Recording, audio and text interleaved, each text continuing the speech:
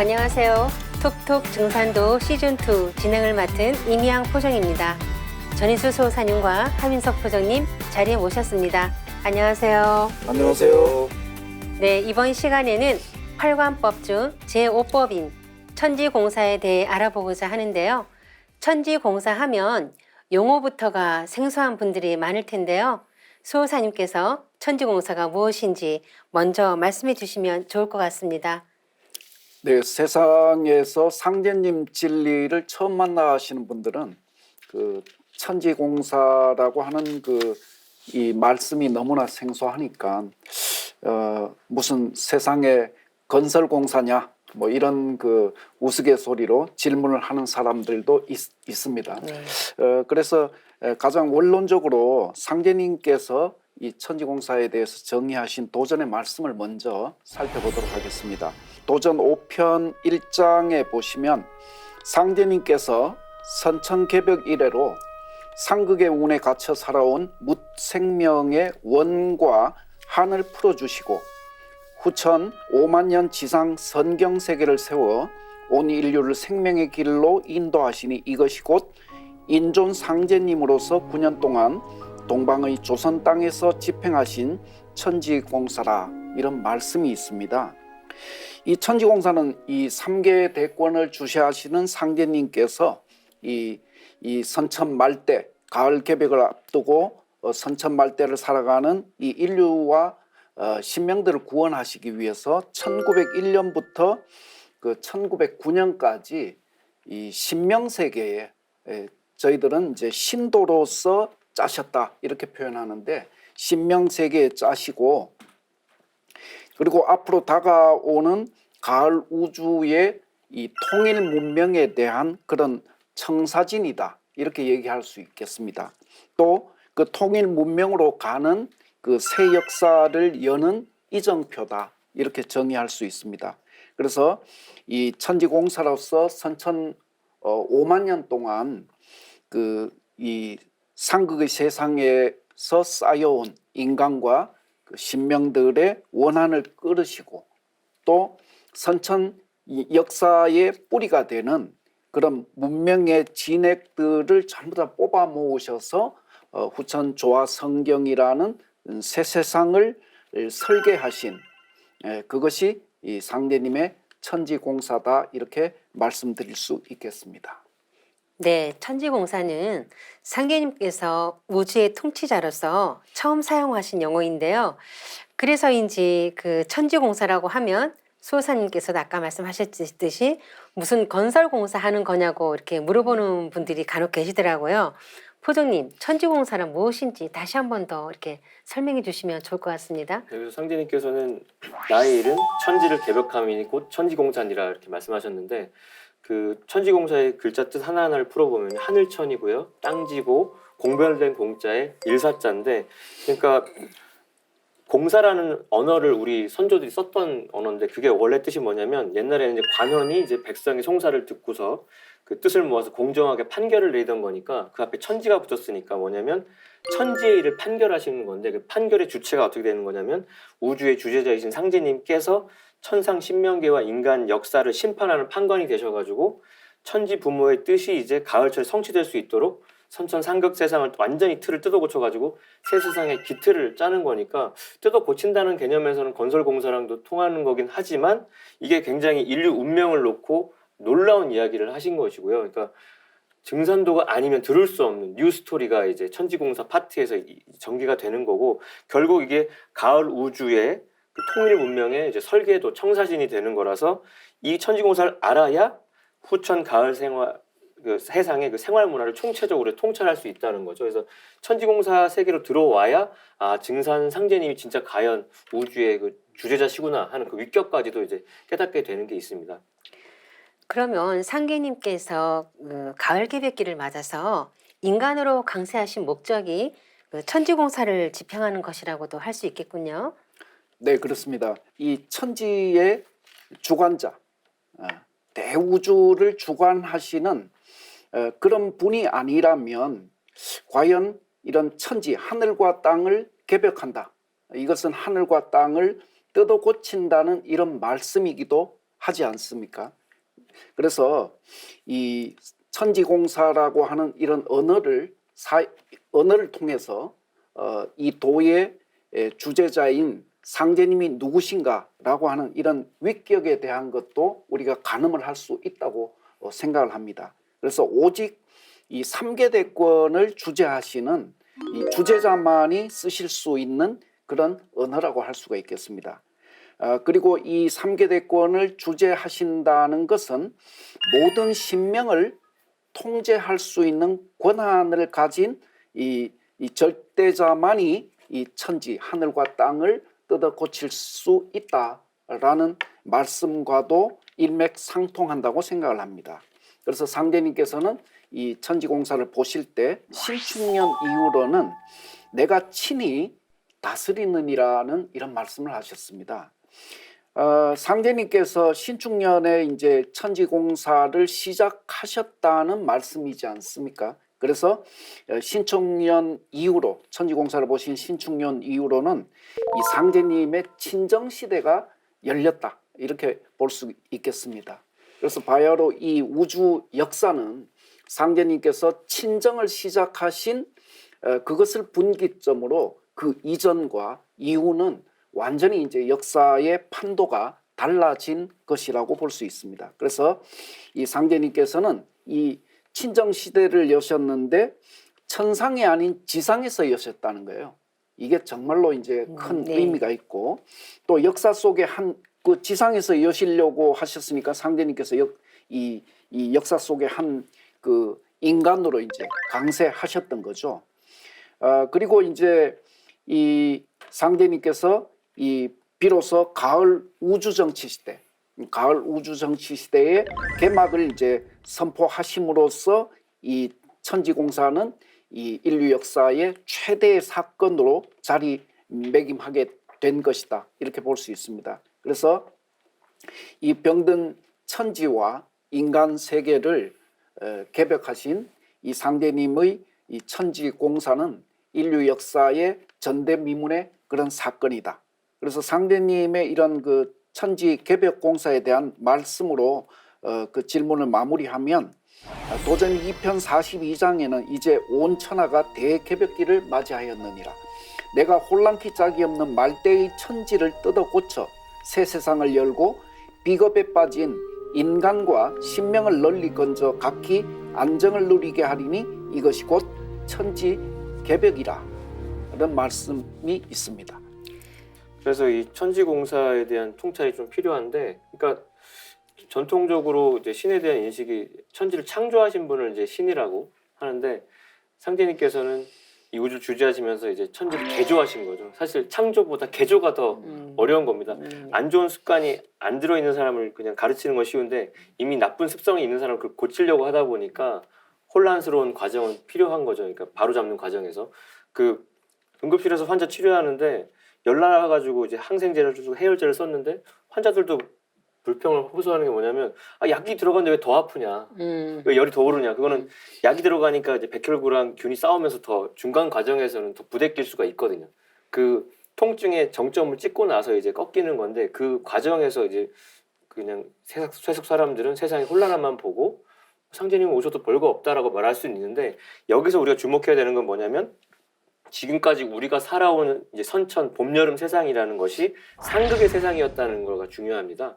이 상극이라고 하는 게 성장 과정에서 서로 경쟁하면서 그 어떤 독려하는 성장을 북돋는 어떤 촉매 역할을 할지언정 그게 이제 서로 대립하면서 자연과 인간이 인간과 인간이 대립하면서 성장에는 도움이 됐지만 그 성장하는 과정에서 갖가지 원한이 이제 생기게 되죠. 대표적인 게 이제 뭐 여자가 아주 열등한 존재로 취급받았던 여성들의 원한이 있고요. 그 다음에 인간 이하의 취급을 하는 노예들. 우리가 환단고의 북크론스 때문에 인도도 갔지만 인도는 아직까지도 불가촉 천민으로 아주 침도 바닥에 뱉으면 안 되는 그런 노예가 있는 세상이죠. 그 다음에 세상을 이렇게 뒤집어 보려고 했는데 시대가 이롭지 못해가지고 역적으로 몰렸던 혁명가들의 원한. 그러니까 역사는 세세하게 펼쳐보면 다 원한의 스토리들인데 이 원한이 해소되지 않으면 좋은 세상에 올 수 없기 때문에 이 원한을 푸는 해원의 과정이 필요하다는 것이 상제님의 어떤 통찰이셨습니다. 이 병든 천지를 진단하신 대의왕으로서의 상제님은 이 응어리를 푸는 과정이 필요하고 그 과정에서 푸는 과정에서는 혼란이 필연적이다. 그래서 상제님께서는 이 원한을 풀어주지 않으면 비록 성신과 문무의 덕을 함께 갖춘 위인이 나온다 하더라도 이 세상을 구할 수 없다라고 이렇게 진단을 하셨기 때문에 인간 세상의 파괴와 죽음의 기운을 뿌리고 있는 이 원한을 풀어주시기 위해서 한시적으로 이제 혼란스러운 해원의 과정을 설정해 주셨다라고 보시면 되겠습니다. 네, 이 좀 전에 말씀하신 그런 한시적인 해원의 과정. 그러니까 이제 가장 중요한 것, 우리가 이제 이 역사를 들여다볼 때 가장 중요하게 이제 들여다봐야 되는 그 문제가 그 원과 한의 문제라고 저는 이렇게 생각을 합니다. 이 원한이라고 하는 것은 인간의 내면에 이제 그 근원적으로 분열을 일으켜 가지고 온갖 죄악을 저지르고 불행을 야기할 수 있는 그런 강력한 파멸의 이런 불씨라고 이렇게 볼 수가 있거든요. 그런데 이제 상제님께서 이 역사에 오셔서 이 천지의 역사를 진단하신 것은 이 선천의 이런 그 상극의 역사로 인해서 원과 한의 그런 어떤 그 살기가 이 천지에 가득 차서 이 역사 속의 각종 재난, 참사 이런 것들을 끊임없이 일으키고 있다 이렇게 말씀을 하셨어요. 그래서 이 시대 상황에 대한 말씀을 한번 살펴보면 묵은 하늘이 사람 죽이는 공사만 보고 있도다. 이때는 해원 시대니라. 이제 앞으로 모든 참혹한 일이 생겨나느니라. 그리고 선천은 상극의 운이라. 상극의 이치가 인간과 만물을 맡아 하늘과 땅의 전란이 그칠 새 없었나니 그리하여 천하를 원한으로 가득 채우므로 이제 이 상극의 운을 끝맺으려 하며 큰 화액이 함께 일어나서 인간 세상이 멸망당하게 되었느니라. 이 선천 역사에서 우리는 일반적으로 하늘이라고 하면 진리의 상징이다. 또 생명의 근원으로 이렇게 받들어 왔지 않습니까? 그래서 생명과 평화의 상징, 그리고 구원과 천국의 상징. 뭔가 하늘로 가면 우리는 좀 더 나아질 것이다. 그죠? 네. 그 도와 신, 성과 리의 그런 대명사로 이제 그 하늘을 알아왔는데 상제님께서는 그 하늘이 이제 상극과 죽음의 묵은 하늘로 전락해서 더 이상 인간과 만유 생명을 구원하고 건강하게 할 수 있는 그런 생명력이 고갈되었다. 그러니까 이제 이 실질적으로 이 그 인류나 이런 만유 생명의 구원의 문제가 이게 어떤 그 벼랑 끝에 이렇게 몰린 거죠. 몰렸는데 그래서 상제님께서는 그런 어떤 이 당시의 그런 상황을 이 천지 역사를 한마디로 이렇게 진단하신 것이 천하가 개병이다. 이런 말씀이 있습니다. 이 천하가 다 병들었다는 말씀이거든요.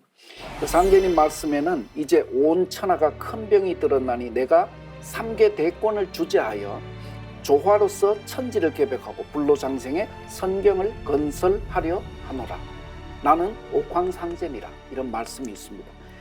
이 말씀 속에서 그동안 인류가 그렇게 고대해왔던 진정한 보편 구원의 세계를 열 수 있는 한 분 이 구원자에 대한 그런 어떤 해답이 이 말씀에 있구나.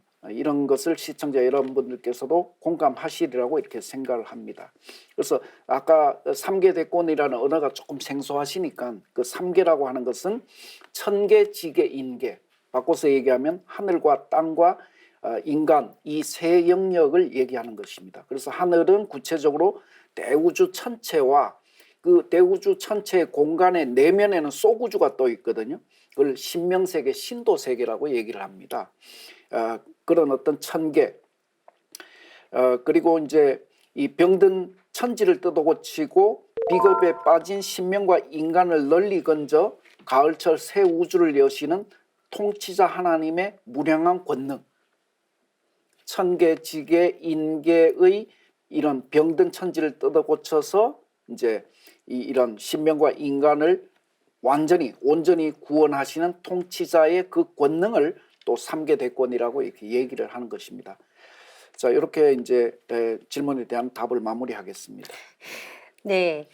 상계님께서 이 지상에 강세하신 목적이면서 인류를 구원해서 그 후천 가을 성경을 여시는 구체적인 내용이 천지공사에 담겨 있다는 말씀이신데요.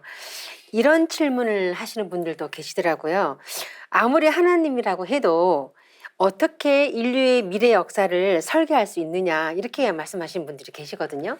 뭐 저도 이제 성당 다니고 교회 다닐 때 귀가 솔도록 들었던 그 이야기가 하나님은 당신을 사랑하시고 당신이란 놀라운 계획을 가지고 있습니다라고 우리도 이제 전도할 때 얘기했는데, 그러면 우리 인류를 위한 놀라운 계획이 무엇일까?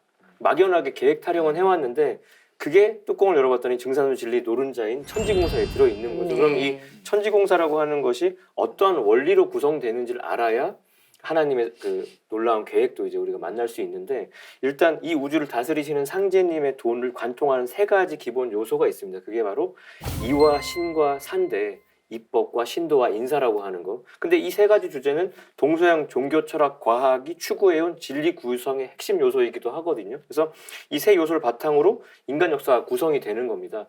인류 역사를 이제 다스리시는 하나님께서 그 세 요소를 이제 종합해서 이제 천지공사를 짜신 건데, 먼저 현실 세계를 구성하는 배후의 근원적인 힘과 법칙으로서 가장 중요한 게 우주의 섭리, 자연 섭리, 이게 입법인데요. 이게 우주의 창조 원리이자 하늘과 땅과 인간, 아까 말씀하신 3개가, 천지인 3개가 대자연 둥글어가는 이치인데, 그 핵심이 뭐냐면 우주 일령과 이제 생장 염장이라고 하는 거죠. 그래서 이 대우주 천체권 내에서 일어나는 모든 사건은 생장과 염장의 바탕을 두고 표출이 되는 거죠.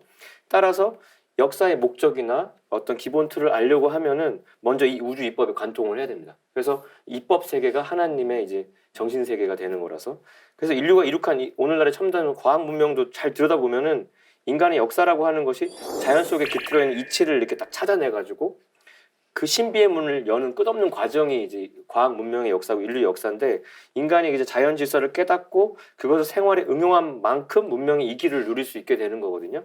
근데 여기서 중요한 게 그 입법하고 인간의 역사를 매개하는 보이지 않는 손길이 있다는 게 상제님의 놀라운 통찰이죠. 그래서 그게 바로 신의 영역, 신도 세계인데, 인간의 역사는 자연의 변화 원리를 바탕으로 해가지고 입법을 다스리는 온갖 신명들이 인간 삶에 이제 개입을 해서 사건으로 전개가 된다는 거죠. 그러니까 입법이 신도의 매개작용을 거쳐서 역사화된다는 거라서 상제님께서는 그래서 이렇게 말씀하셨습니다.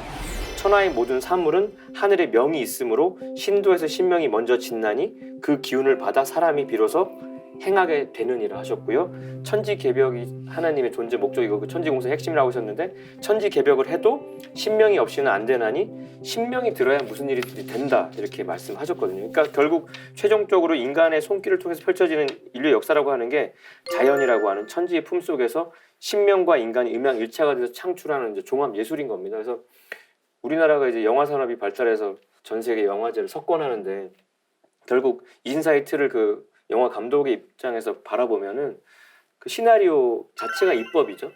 그리고 그렇죠. 관객들이 보는 게 완성된 작품이 이제 인간 역사인데, 그 작품이 완성되기까지 시나리오를 바탕으로 해서 보이지 않는 스태프들이 촬영하고 뒤에서 이렇게 분장도 하고 조명도 하고, 그 화면 안에 나타나지는 않지만 그 영화가 완성되기 위해서 보이지 않는 손길을 작용하는 게 신도거든요. 그러니까 결국 영화 작품 이면에 보이지 않는 그 스태프들까지 헤아려야 그래서 맨날 상 받으면 그 같이 함께 해준 스태프들을 치하하는 게 들어가듯이 인간 역사 이면의 신도 세계를 깨달아야 이신사 법칙을 통찰하는 거고, 그걸 알아야 천지공사의 비밀이 열쇠가 풀린다, 그렇게 말할 수 있겠습니다.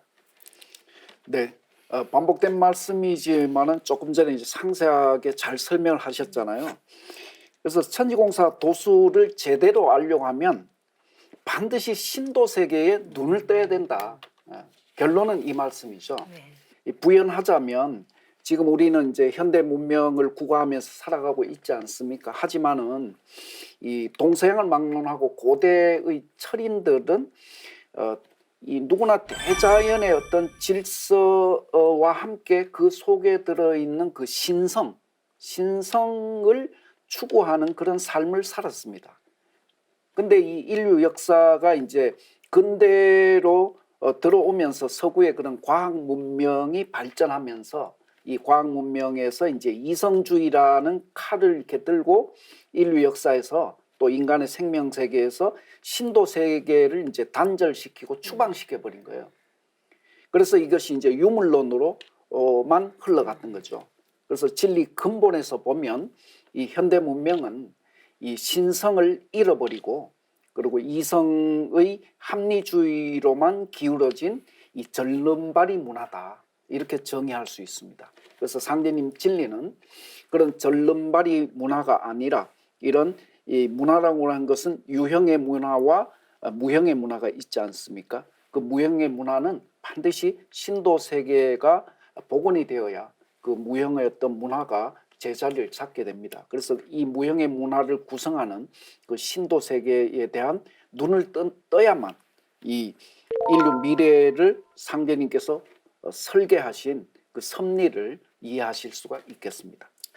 그래서 이 천지공사 세계에 또 들어가 보면은 우리가 이제까지 알고 있던 하늘과 인간의 관계가 좀 재구성되는데 그게 뭐냐면 우리는 이제까지 진인사 대천명이라 그래가지고 인간의 일은 다 하고 그 결과는 하늘의 뜻을 기다린다였는데 하나님께서는 설계를 다 하셨고 그 설계대로 건설하는 주체가 인간이기 때문에 하나님께서는 모사제처는 내가 하리니 성사제의는 너희들이 하라 이렇게 선포하셨거든요. 그러니까 우주의 봄, 여름은 봄은 천존 시대고 여름은 지존 시대여서 하늘과 땅이 주체가 됐지만 우주의 가을은 인존 시대여가지고 자식이 자라서 성인이 되면은 부모를 대신해서 모든 살림을 주장하는 것과 같이 천지 부모의 자녀인 인간이 이제 비로소 완성 성숙돼서 직접 천지 삼각 질서 속에서 태동된 모든 자연과 인간의 문제를 주체적으로 끌는다는 거기 때문에 결국 새 우주 역사 건설의 주인공이 우리라는 거. 그래서 이를 도모하는 건 하늘이지만 그 일을 이루는 건 인간한테 달려있다. 그래서 이거는 운명론이 아니라 우리가 운명을 적극적으로 개척하는 문제고 요즘에 뭐 트로트 프로그램이 많이 하는데 원작곡자가 그렇게 만든 노래인데 가수가 어떻게 부르냐에 따라서 전혀 다르게 되는 거니까 이거는 아 연기하는 사람, 부르는 사람이 정말 주인공이구나. 그 원 설계를 뛰어넘는 어떤 작품을 만드는 건 인존의 역할이 크다는 걸 새삼 느끼거든요. 그게 이제 천지공사의 최종 결론자리에서 우리가 각성해야 될 부분이라고 생각을 하게 됩니다. 참으로 적절한 표현을 해주신 것 같아요. 네, 상계님께서 그 신명들을 거느리시고 인류 역사를 설계하셨다는 말씀인데요. 그럼 상계님께서 신명들을 회원시키기 위해서 구체적으로 어떤 일을 이렇게 하신 건가요? 네, 가장 먼저 상제님께서 이제 준비하신 것이 무엇인지 그걸 살펴본다면 우선 성구 말씀에서 그것을 한번 찾아보도록 하겠습니다. 도전 2편 11장을 보시면 이 상제님께서 대원사 칠성각에서 공부하신 지 20하루 만인 신축년 7월 7일에 천둥과 지진이 크게 일어나고 상스러운 큰 비가 쏟아지는 가운데 무상의 대도로 천지 대신문을 여시니 이로부터 3개 대권을 주재하시고 우주의 조화 권능을 뜻대로 행하시니라 라는 말씀이 있습니다. 여기에는 참으로 여러 가지 그 깨달음을 주는 말씀들이 있는데 여기서 이제 오늘 제가 말씀드리고 싶은 것은 상제님께서 제일 처음 천지공사를 보시기 전에 처음 하신 그 일은 천지의 대신문을 여셨다는 말씀입니다. 굉장히 생소한 말씀인데요. 천지 대신이라고 하는 것은 천지 안의 모든 신명세계를 지칭하는 말씀입니다. 이 선천은 3개가 이 닫혀 있는 시대라는 그런 상제님 그 말씀대로 이 선천 우주 역사에서는 인간과 신명 사이에 이 어떤 그 의식과 시공의 그 장벽이 있었어요. 서로 소통할 수 없는 그 장벽이 있어가지고 원활하게 이렇게 서로 소통을 못했던 거죠. 그래서 닫힌 우주 속에서 인간과 신명은 인간은 신명을 보지 못하고 또 신명은 자기가 원하는 바를 인간에게 전달하고 싶어도 전달할 수가 없었던 거죠. 그래서 이제 상제님은 우주 통치자의 조화 권능으로 인간과 천지 신명 사이의 모든 벽을 허물어 주시는 거예요. 이 천지 대신문을 연다는 말씀이 인간과 신명에 또 신명과 신명 간에 또 인간 역사는 어떻습니까? 인간 역사는 국가와 국가 간에 문화의 장벽 이런 것들 모든 것들을 이제 허무시는 거예요. 그래서 천지 대신문을 이제 이 허물어서 개방을 시키는 거죠. 그래서 이것이 되니까 이제 신명들로 하여금 인간 역사에 원없이 참여할 수 있도록 이 문을 활짝 열어 놓으시게 되는 거죠. 그래서 모든 신명들은 이제 신명들은 몸이 없지 않습니까? 네. 몸이 없으니까 내가 하고 싶은 바를 인간을 통해서 실현하기 때문에 이 신명들은 인간의 마음자리에 응감을 해가지고 자신의 뜻을 마음껏 이게 펼칠 수 있는 그런 장이 열리게 되는 겁니다. 그래서 자신의 지혜, 창조적인 역량 이런 것을 정성 있는 사람, 인간의 그 의식에 이제 그 기운이 이제 투사가 돼가지고 새 역사 창조 무대에서 마음껏 그 창조적인 역량을 발휘해서 역사 발전에 이제 사역하게 되었다. 이렇게 볼 수가 있겠습니다. 그래서 한마디로 상제님의 이 천지공사는 그런 천지 대신문을 열고 신도를 바탕으로 천지공사를 보셨기 때문에 신명해원공사로 정의할 수가 있고 인간과 신명의 원과 한을 치유해서 마침내 인간과 만물을 살리는 참 하나님의 구원의 법방이다. 이렇게 볼 수가 있겠습니다. 네. 그래서 이게 지금 이제 선천은 상극의 운이어가지고 이제 상생으로 질서는 이치적으로는 바뀌긴 하는데 그 상극 질서 속에서 원한 맺힌 거를 풀어주지 않으면 후천이 성경이 아니라는 말씀이라서 결국 천지공사의 또 다른 정의는 아까 말씀하신 대로 신명해원공사인데 그 신명들 중에서 이제 원한 맺힌 원신과 그 세상을 이롭게 하려다가 꺾였던 역신들 그들을 해원시키면서 앞세상 둥글어가는 천지공사의 틀이 짜진 거라서 그러니까 신명들 해원이 없으면 가을이 와도 선천하고 똑같다는 얘기니까 선천이 연장판이 된다는 거라서 그러니까 부러진 뼈를 상극질서라고 한다면 다시 맞추는 게 상생인데 바로 붙인다고 해서 되는 게 아니라 재활의 어떤 기간이 필요하거든요. 붓기도 가라앉고 다시 근육이나 신경도 살아나야 되는 그 해원의 여정이 반드시 있어야만이 완성이 되고 치유가 된다는 걸로 좀 해석이 되고 그래서 신명해원공사로서 천지공사의 판을 짜신 거에 대한 각성을 다시 한번 또 해보게 되네요. 천지 대신문을 열어서 신명들의 원한을 풀 수 있게 하셨다는 이런 말씀을 하셨는데요. 상제님의 3개 대권으로 원한을 풀 수 있는 해원의 장을 열어주신 거네요. 자, 그럼 신명들을 해원할 수 있게만 해주면 후천 세계가 열리는 건가요? 굉장히 중요한 질문이신데 그래서 그거 관련해서 이제 상제님의 어떤 말씀 하나를 좀 짚고 넘어가겠습니다. 옛적에는 판이 작고 일이 간단하여 한 가지 신통한 재주만 있으면 능히 난국을 바로잡을 수 있었거니와 이제는 판이 워낙 크고 복잡한 시대를 당하여 신통 변화와 천지 조화가 아니고서는 능히 난국을 바로잡지 못하느니라. 이제 병든 하늘과 땅을 바로잡으려면 모든 법을 합하였어야 하느니라 이렇게 말씀하셨는데요. 그러니까 어떤 사람이 그 갈비뼈만 부러졌으면 흉부외과에서 수술만 하면 되는데 머리도 깨지고 팔도 부러지고 내장도 터지고 그러면은 신경외과, 정형외과, 외과, 뭐 내과 다 투입이 돼야 되는 거거든요. 그래서 상제님께서는 이게 사이즈가 크다. 하늘과 땅이 다 병들었으니까 그래서 워낙 복잡한 시대에서는 신통 변화와 천지 조화라고 하는 아주 극단의 아주 최고의 솔루션이 아니면 안 된다고 하셨습니다. 그래서 선천상극의 역사를 마무리 짓고 천지 새 판을 짜기 위해서는 3계에 가득한 인간과 신명의 원한을 풀어서 병든 천지를 건지기 위해서는 모든 법을 합해야 되는 그 신권의 영역 그래서 천지 대신문도 여셨다는 것이고요. 그래서 그러기 위해서 해원의 어떤 사령탑이 필요하다는 거죠.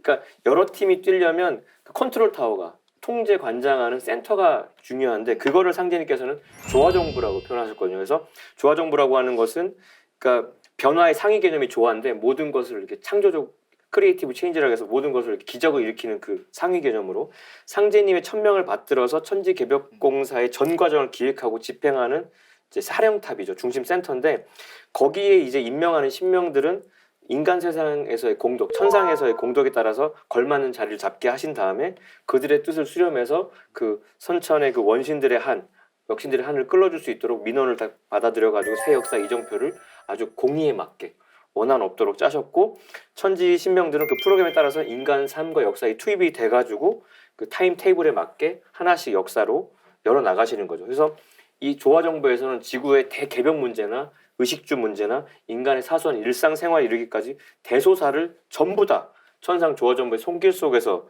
그게 닿지 않는 곳이 없는 겁니다. 그 속에서 지금 인류의 역사가 또각또각 걸어가고 있다는 거를 좀 아셔야 되지 않나 생각을 하게 되네요. 네. 좀 전에 이제 생소한 그런 언어를 이제 접하셨는데 조화정부다.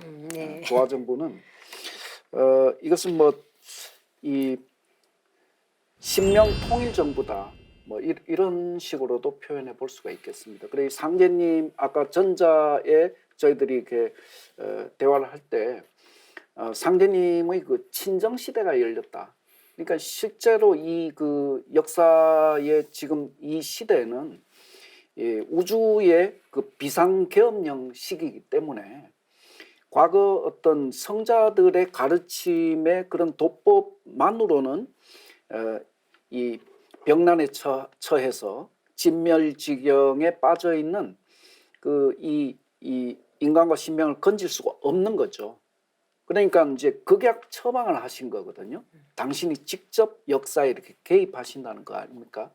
그래서 이제 그렇게 해서 이제 그 어떤 과거보다는 인간의 역사 문명이 다변화됐기 때문에 한 가지 법으로는 그것을 당신님의 뜻을 실현할 수 없기 때문에 천상 신단에서도 모든 신명들을 새 역사를 열고 또 당신님의 구원의 이상을 실현하는 거기에 모든 신명들을 참여시키는 거죠. 그 모든 신명들을 참여시킨 그 조직을 이제 천상 조화정부다 이렇게 말씀을 드릴 수 있고요. 그래서 이것은 다른 말로 이제 우주 통치 사령부다 이렇게도 얘기도 할 수 있고, 그 다음에 천상 이 통일 신단이다, 신명 그 그룹 이렇게 또 정의할 수 있겠습니다. 그래서 상제님은 후천을 여시기 위해서 천상 수도 옥경에 새롭게 이런 이 조화정부 조직을 구성하셔서, 그럼 정부 우리 그 역사에서도 새로운 대통령이 선출이 되면 대통령의 국가 통치 철학을 반영해서 조직을 구성하지 않습니까? 이렇게 해서 그 조직을 통해서 대통령의 통치 철학이 반영이 되어서 이 나라가 통치될 수 있도록 이렇게 한다고 이해하시면 아마 될 것 같습니다. 그렇게 말씀해 주시니까 좀 이해가 이렇게 쉽게 되는 것 같은데요. 그렇다면 조화정부에도 이렇게 장관이나 부서 같은 게 있나요? 네, 그렇습니다. 이 실제로 이제 이 조화정부는 먼저 인간으로 다녀갔던 실존했던 역사적인 인물들. 그러니까 바꿔서 얘기하면 이제 예를 들면 인류 문명 발전이나 개화에 지극한 그런 공덕을 쌓았던 종교가라든지 또는 수행가, 그리고 철학자, 과학자, 이런 영신들이 있을 거 아닙니까? 그런 영신들을 그룹으로 이렇게 묶어서 그분들은 뭔가 역사 발전에 이렇게 기여했던 분이거든요. 그래서 세계 문명신과 도통신 그룹으로 이렇게 묶으시고, 그 다음에 각 민족에게는 그 민족의 하나님 노릇을 하는 그런 이 지역의 주재 성신이 있습니다. 바꿔서 다른 말로 이제 지방신이라고 하거든요. 네. 그러니까 이 한민족에게는 한민족의 생사 운명을 보살펴 주시는 그런 이 환인천재, 또 환웅천왕 당군 성조님께서 계시고, 뭐 일본 민족에는 그 천조대신이라고 하는 그런 주재 성신이 있듯이 각 민족에는 그런 주재 성신이 있는데 그분들 지방신이라고 하는데 그분들을 그 지방신을 또 그룹을 묶으시고, 그 다음에 역사 속에서 이제 깊은 한을 품고 죽은 이런 이 영신들이 있습니다. 그런 영신들을 만고 원신이라고 하셨거든요. 그래서 만고 원신들을 또 한 조직으로 묶고, 그 다음에 실패한 혁명가의 영신을 만고 역신이라고 합니다. 그래서 이런 역신들도 조직으로 묶고, 그리고 이제 각 사람들은 이제 성을 쓰지 않습니까? 성이 있는데 각 성씨에는 시조가 되는 뿌리 조상님이 있거든요. 그래서 그 뿌리 조상님의 이 조상 선영신들을 이렇게 그룹으로 묶고, 그리고 이 자연에는 이 대자연은 이렇게 신성으로 충만한데 그런 자연의 신성을 주관하시는 자연신 등 이런 이 천지신명들께서 여기에 이제 참여하고 계십니다. 그래서 근데 특이한 것은 상제님께서 또 이런 신단의 이런 이 분들 외에 또 언급하신 분이 이 천지의 그런 기강을 바로잡는 이런 신병, 신장, 그러니까 병은 병사병자를 써서 신병, 신장, 장은 장수장자죠. 그런 신장들로 구성된 천상의 그 군인 조직, 천군에 대한 그런 말씀도 하셨습니다. 이렇게 다양한 그 부서, 역할을 담당한 천지신명들이 이렇게 역할 분담이 되어서 조화정부가 이렇게 구성이 되어 있습니다. 그러니까 우리가 기존 종교에서 뭐 천사라고 이야기하던 것들 또한 이제 상제님 조화정부시라는 사자가 되는 거고, 우리 또 문화권에서 저승사자라고 하는 것 또한 천상의 이제 공무원들이 되는 건데, 결국 지상에서의 어떤 그 실존 인물들이 공덕에 따라서 자리매김을 해가지고 이제 앞 세상을 이제 짜나간다라고 이제 해석이 좀 되는 것 같네요. 네. 말씀을 들으면서요.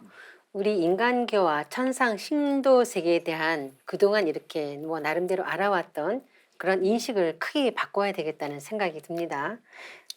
그래서 요즘에 드라마 보면은 그 인간들의 이야기가 드라마인데 신계와 인간계를 넘나드는 드라마가 굉장히 많이 나오는데, 뭐 죽었던 사람이 허락을 받아서 49일 동안 다시 인간으로 돌아와서 자기 지상에 있는 딸과 가족을 챙기는 드라마도 최근에 막 보고 했는데, 결국 인간 세상의 혼란의 근본 원인에 대해서 또 상제님께서는 또 새로운 통찰을 해주신 게, 상제님께서는 그 조화 정부를 통해 가지고 그동안 위기 질서가 바로잡히지 않아서 그 혼란과 분열을 거듭해했던 선천 천상 신도 세계부터 바로잡으신 거죠. 그러니까 그 교회 다닐 때 주기도문 보면 뭐 하늘에서와 같이 땅에서도 이루어지게 해달라고 비는데, 상제님은 하늘도 지금 혼란스럽다. 하늘부터 바로 잡고 이어서 이 지상계도 바로 잡겠다는 말씀인데, 그래서 그 모든 것을 바로 잡는 중추 핵심을 상제님께서 이렇게 말씀하신 바 있습니다. 명부공사의 심리를 따라서 세상의 모든 일이 결정되나니 명부의 혼란으로 말미암아 세계도 또한 혼란하게 되느니라.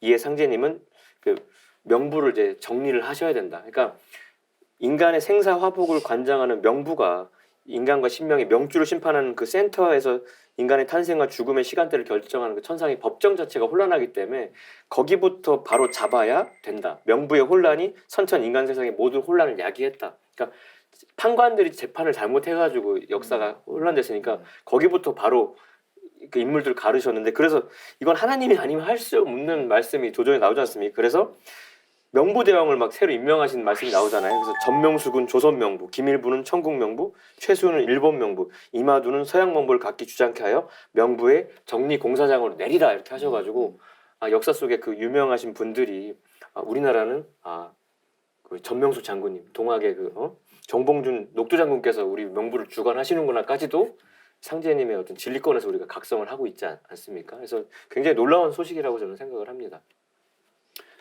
네, 명부의 책임자를 교체한 것만큼이나 또 충격적인 그런 상대님의 그 말씀이 있습니다.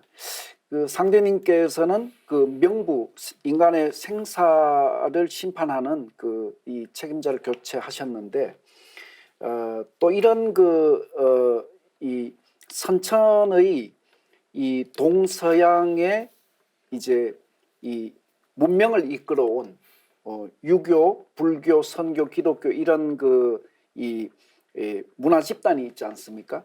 그래서 이 각 문명권에 이제 그동안 뿌리가 되었던 유불선 기독교의 그 뿌리가 되었던 4대 종장들,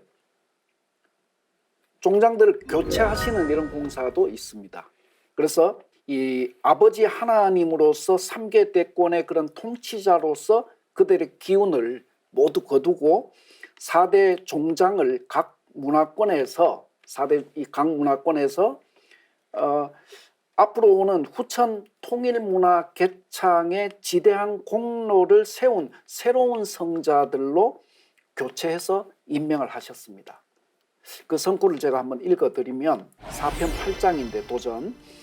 선도와 불도와 유도와 서도는 세계 각 족속의 문화의 근원이 되었나니 이제 최수우는 선도의 종장이 되고 진묵은 불도의 종장이 되고 주회함은 유도의 종장이 되고 이마두는 서도의 종장이 되어 각기 그 진액을 거두고 모든 도통신과 문명신을 거느려 각 족속들 사이에 나타난 여러 갈래 문화의 정수를 뽑아 모아 통일케 하느니라는 말씀입니다. 이 원시 반본 섭리에 따라서 이렇게 새롭게 임명된 이 후천 그 종장들은 이 직접 그런 어떤 문화권을 이렇게 통솔해서 이런 그 종교 세계나 그 다음에 과학이라든지 철학이라든지 이런 등의 모든 그 문화의 동서 문화의 그런 진액들을 거두어서 앞으로 열리는 아버지의 지상 낙원 시대인 우주 가을의 후천 통일 문화를 여는 그런 어떤 기초로 쓰게 되는 거죠. 그래서 상제님 말씀 속에서는 상제님이 이런 공사 때문에 이 선천 문화의 시원 역사, 그다음 상제님 성자들의 그런 이 보내신 성자들의 가르침 이런 것들을 상제님 도전을 읽다 보면 만나는 거예요. 예, 그 이유가 바로 여기에 있습니다. 네. 네, 두 분의 말씀을 들으면서요. 우리가 지난 시간에 상제관을 공부할 때 상계님께서 인간으로 오셨다는 부분에 대해서도 굉장히 놀랐는데요.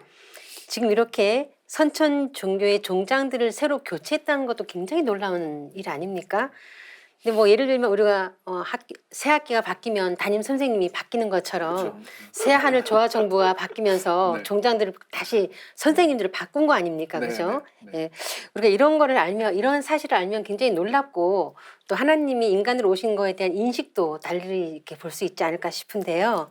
상계님께서 명부대왕과 각 종교의 종장들을 새로 임명한 일에 대해서 말씀해 주셨는데 앞서 말씀하신 것처럼 개각을 단행하면서 정부 부서를 신설하고 또 장관을 새로 임명한 것에 비유할 수 있을 것 같습니다. 그런데 새로 구성된 천상조화정부의 조직을 말씀하시면서 지방신에 대해서 말씀해 주셨는데요. 지방신이 어떤 분들인지 다시 한번 이렇게 설명해 주시면 좋겠습니다. 그러니까 지방신은 이제 특정 지역의 부족과 민족을 다스리는 시조신이죠. 근데 예전에는 하늘과 땅이 닫혀 있고 동서의 교류가 없던 태고 시절에는 각 지방신들이 그 민족 고유의 유일한 창조주고 거룩한 하나님이고 지존의 유일신이고 절대자가 된 거죠. 그러니까 정부 조직으로 보면 각 도의 도지사급인데 그 도에서는 대통령 소리를 듣고 사는 거예요. 그렇죠. 그러니까 다른 동네로 넘나들지 않을 때는 도지사가 대통령이 많지만 이제 교통편이 발달해서 막 넘나드는 시대에는 그 지방만 관리하는 거지 전국을 통치한 대통령이 아니거든요. 그 통찰이 이제 상제님께서 깨주신 거죠. 그래서 오히려 그러면서 민족끼리 다투면서 타민족한테 자기 민족신을 믿으라고 하는, 그렇게 해서 타민족신을 제민족신의 주신이라고 섬기면서 환부역조의 대죄를 짓게 되는 거를 상제님께서 엄중히 이제 경고하신 게 있고, 그래서 선천 종교는 유일신주의자, 맹신주의자들이 지방신이라는 거를 인정하지 못하고 자기 신들의 지방신이 인류 보편의 절대자인 것처럼 해서 상제님께서 그거는 천지 원주인도 자리를 못 잡게 하는 거다, 이렇게 일침을 가하신 바 있는데, 그래서 이 천상 신명세계의 그 다양성, 그 다음에 다양한 역사 현실을 쉽게 이제 긍정하지 못하는 치명적인 약점을 갖게 하는 게 이 지방신 개념을 잡지 못하는 건데, 그래서 상제님께서는 지금 세상이 이렇게 끊임없이 이렇게 다투는 원인, 그럼 인류가 평화로 가는 그 원동력이 뭔지에 대해서 한마디로 해주신 게 있습니다. 대개 예로부터 각 지방에 나뉘어 살고 있는 모든 족속들의 분란 쟁투는 각 지방신과 지운이 서로 통일되지 못한 까닭이니라. 그러므로 이제 각 지방신과 지운을 통일케 함이 인류 화평의 원동력이 되느니라 하셔가지고, 그러니까 지방신의 문제와 함께 지운을 통일시키는 거를 또 강조하셨는데, 이제 지운이라는 거는 인간이 태어나 자라면서 호흡하는 생명의 젖줄인 땅 기운인데, 그래서 우리나라 모든 교과는 그 동네의 산과 간과 그 땅의 이름이 들어가죠. 그 전기받아서 산다고 하는데, 태초 이래로 각 민족은 지역마다 상이한 땅 기운, 자연 조건 속에서 고유한 신앙으로 실로 다양한 어떤 독특한 문화와 사상을 이제 폈는데, 이렇게 서로 다른 자연관, 인간관, 신관, 구원관을 바탕으로 하다 보니까 마주치는 기회에서 엄청나게 피 터지게 싸우게 된 거죠. 그러니까 이 전쟁을 그치려고 하면 그 지방신과 함께 지운이 이제 고르게 통일돼야 된다. 그래서 이 전란이 끊이지 않게 하기 위한 그 공사를 이제 땅 공사를 보시게 되는 건데, 단적인 예가 지금 중동 땅에서, 아직도 화약고라고 하는 중동 땅에서 유대인들과 아랍인이 싸우지 않습니까? 근데 역사의 뿌리를 거슬러 가다 보면은 결국 아브라함의 형제들인데, 같은 부모의 형제들인데 서로 자신의 민족신을 야훼와 알라라고 부르면서 싸우는 거예요. 특히 거기가 더 웃긴 거는 지방신이 서로 다른 것도 아니고 같은 지방신을 놓고 이름만 달리해서 싸우는 거거든요. 제가 이스탄불에 학회 때문에 가가지고 모스크, 이슬람 사원 갔는데 이슬람교를 설명하는 영어 설명에 알라라고 해놓고 괄호 열고 야훼라고 써놨어요. 자기들도. 아, 그래요? 네, 자기들도 알고 있어요. 근데 자기들이 더 장자고 자기들이 더 정통성 있다라고 주장하고 싶어서 싸우는 게 되는 거죠. 그러니까 이거는 끝이 안 나는 건데, 하나님께서 오셔서 이런 환부욕조의 그 어떤 군기를 잡아주셨다는 거. 그러니까 하나님이 오시지 않으면 이 싸움도 끝나지 않는다는 걸 또 한번 느껴봤습니다. 상제님께서 지구촌의 민족의 분쟁의 원인인 지방신을 통일하신 거에 대해서 말씀해 주셨는데요. 그런데 지방신이 나뉘고 각 민족이 다양한 문화와 사상을 이렇게 갖게 된 것은 지운이 통일되지 못했기 때문이라고 하셨잖아요. 그래서 상제님께서는 지운을 통일하는 공사도 보셨어요. 그래서 또 상제님의 말씀을 다시 한번 짚어보면은, 천지를 개벽하여 성경을 세우려면 먼저 천지도수를 조정하고 해원으로서 만고 신명을 조화하며 대지 강산의 정기를 통일해야 한다. 그러니까 순서가 있는 거죠. 천지도수를 조정하고 해원을 이제 하지만 마지막은 이 대지 강산의 정기가 이제 고르게 합일이 돼야 되는데, 그래서 삼계대권의 통치자이신 하늘과 땅과 인간계를 다스리시는 통치자인 상제님께서는 지구촌 산하의 분열된 기령을 이제 통일하기 위해서 작업에 들어가시는데, 그럼 이 땅 기운, 지운을 통일은 어떻게 이루어지는 거냐? 이 하늘 보는 것보다 땅 보는 게 더 어렵다고 하는데, 근데 상제님께서는 뭐라고 말씀하셨냐면은, 한 가정에 부모가 있어가지고 가정을 통솔하듯이 지구촌 산하에도 이제 부모산이 있어서 전 지구의 어떤 지운을 제어 통일을 한다. 그래서 그 부모산으로부터 통일을 도모하시겠다고 하셨는데, 그 말씀을 좀 한번 짚어보면 이렇습니다. 전주 모악산은 순창 회문산과 서로 마주 서서 부모산이 되었나니, 부모가 한 집안의 가장으로서 모든 가족을 양육 통솔하는 것과 같이 지운을 통일하려면 부모산으로부터 비롯해야 할지라. 그러므로 이제 모악산을 주장으로 삼고 회문산을 응기시켜 산하의 기령을 통일할 것이다.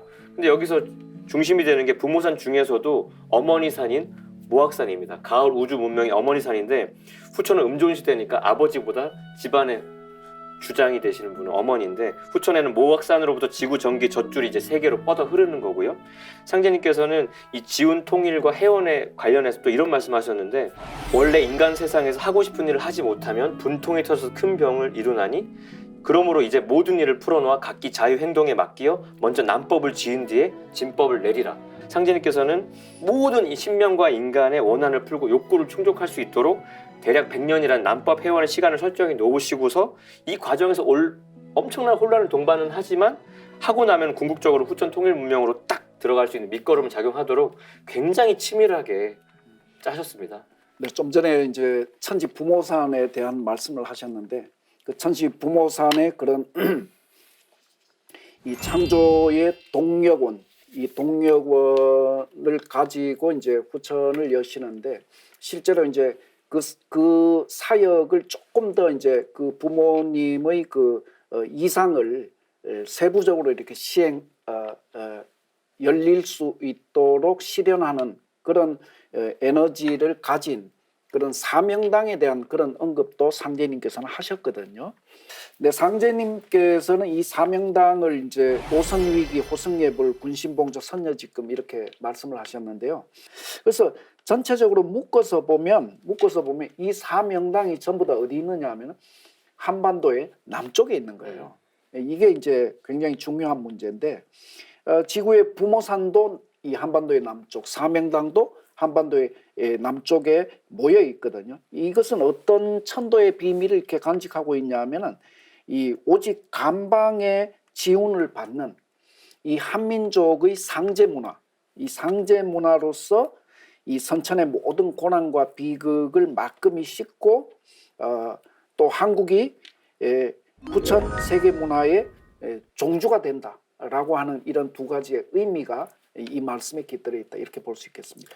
또 하나 이제 한반도에 얽힌 비밀을 또 첨언을 하자면은 결과론적으로 보자면 한민족의 역사를 공부하다 보면 그 드넓은 대륙에 있다가 왜 조선 반도에 그것도 남쪽에 그냥 갇혀가지고 통일도 못하고 이렇게 있냐. 그럼 결과만 보면 민족의 전기가 쇠잔해지고 역사가 몰락하고 퇴보하는 건 아닌가라는 생각을 하게 되는데 그 모든 부모산과 사명당이 남쪽 땅에 있는 걸 따져보면은 결국 우리 민족이 동북 간방으로 옮겨 앉아야만이 소위 간도수라고 하는 거의 주인공이 된다는 건데 인류 문명을 개벽하고 통일해서 가을철에 천지 대운을 받아 누릴 수 있는 그 혈자리에 우리가 안착을 하는 건데요. 그러니까 이런 생각을 해본 적이 있습니다. 우리 오장육부의 동북방이 심장에 피가 딱 몰려야 여기서 전신으로 쫙 퍼지거든요. 그러니까 여기에 일단 피가 몰려야 되는 거고 휴대폰도 그 유심이라고 하는 작은 거에 모든 정보가 집약이 돼야 그게 모든 걸 가동시키는 게 되는 것처럼 우리가 고난의 역사 속에서 이 동북 간방으로 모여 앉아야만이 거기에서 모든 게 새롭게 시작되는, 모든 게 끝나면서 시작되는 자리가 간도수니까. 그래서 이 역사 섭리라고 하는 건 또 알고 보면은 태초에 천지가 조판될 때부터 대자연 입법으로 이미 정해져 있었다는 거고, 상제님이 하필이면 이 동방 땅에, 조선 땅에, 그것도 남쪽 땅에 강세할 수밖에 없었냐 하는 그 천도적인 이유도 여기에 있다. 그래서 상제님께서는 이런 어떤 이 지기가 땅 기운이 이제 신도 기운을 타고 내리는 어떤 바탕 역할을 하는데, 그래서 이제 이런 말씀하셨습니다. 만국 활계 남조선이요 청풍명월 금산사를 하셔가지고 천하 만국을 살려내는 활방은 오직 남쪽 조선에 있고 맑은 바람 밝은 달에 금산사 미륵부처의 그 진리 거기에 들어있다라고 하는 아주 도비를 시에 실어서 말씀하신 바 있습니다. 네, 지금까지 천지공사란 무엇인지 알아보았는데요. 상제님께서 친히 기획하신 가을 우주의 설계도 천지공사는 가을 개벽기에 지구촌 인류가 후천 상생의 세상으로 건너갈 수 있는 구원의 이정표라는 것을 알 수 있었습니다. 다음 시간에는 천지공사 중 세계 역사의 울로를 결정하신 세운공사에 대해 알아보겠습니다. 지금까지 시청해주신 시청자 여러분 감사합니다.